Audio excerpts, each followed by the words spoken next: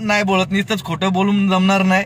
आणि तुमच्याकडनं काहीच कोणत्याही गोष्टीचा मी लपवत नाही ना. मी त्यातला नाही आहे का काही गोष्टी लपवायच्या, दाखवायचे दात वेगळे, खायचे दात वेगळे, अशातला मी नाही आहे. मी सगळं करेल, पण माझ्या मथुरची ना माझ्या दोन्ही मुलांची शपथ खोटी नाही करणार.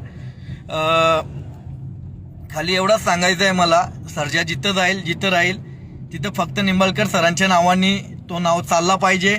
आणि मैदानामध्ये सर्जाच्या मागे जेव्हा सर्जा मैदानामध्ये उतरेल, ताईला एक रिक्वेस्ट आहे माझी का ताई तुम्ही कुठेही बैल ठेवा, पण रणजित निंबाळकर सर जे तुमचं नाव असते त्या नावाने आपल्या सर्जाला पळवा, हीच रिक्वेस्ट असेल.